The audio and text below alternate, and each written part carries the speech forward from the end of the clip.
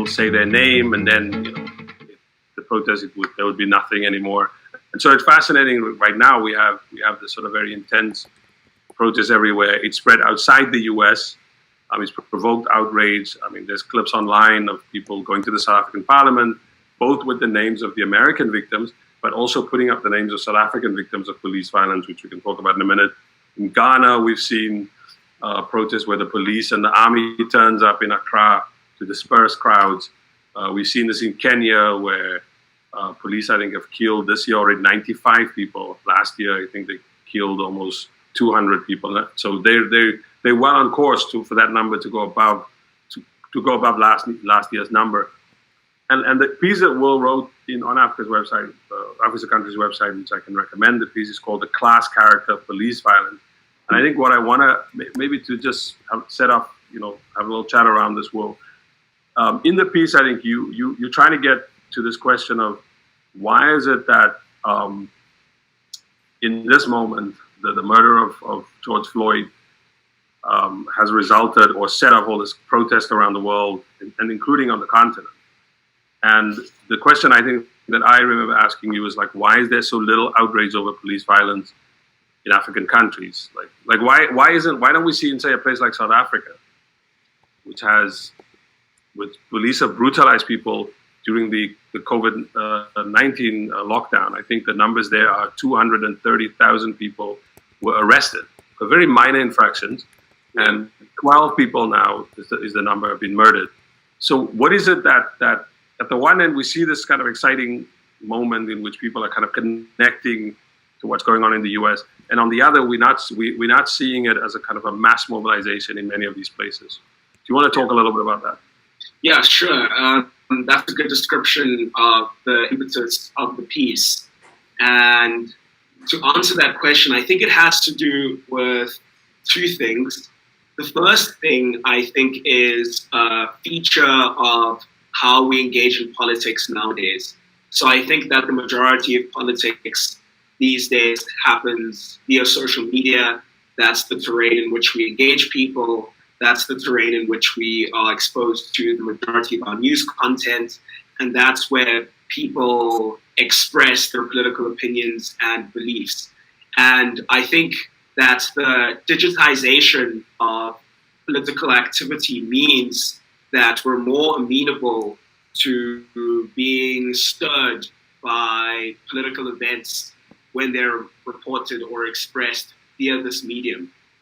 And I think this is a feature of politics which has been the case ever since digital media was conceived. But I think that's really in the information age in which we live in now, this has become a very predominant feature of the way we engage in politics. And as a result of that, I think that a lot of political events end up being communicated, end up being constructed, and circulated as a kind of commodity for people's consumption.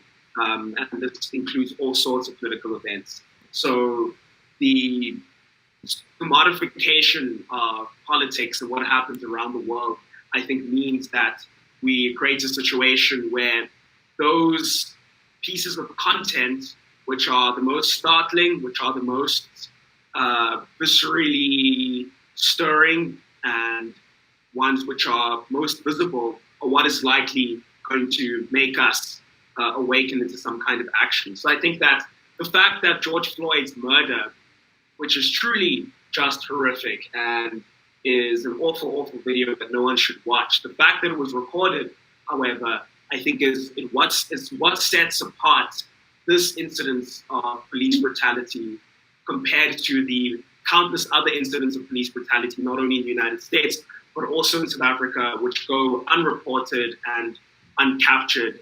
So I think that has a large part to do with why this incident was something that stirred up a lot of emotions in people. That's the first part of it. Right.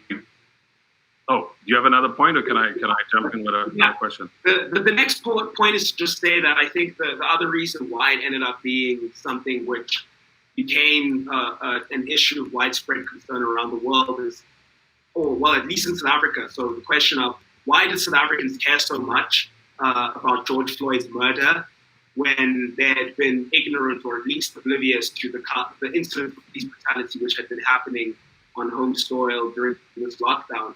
I think that has to do with America's sort of lasting cultural influence across the world.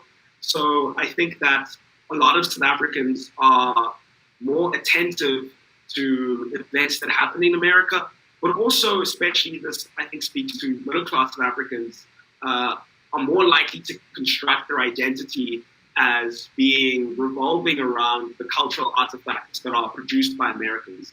So a lot of South Africans feel culturally closer to Americans because we consume American music, we consume American TV shows, and we consume American news. And through that, I think that this sparked a very visceral response in South Africans who are on social media because of that cultural connection to Americans and that sense of identification with African Americans. And that meant we import a lot of the frameworks to analyze incidents of police brutality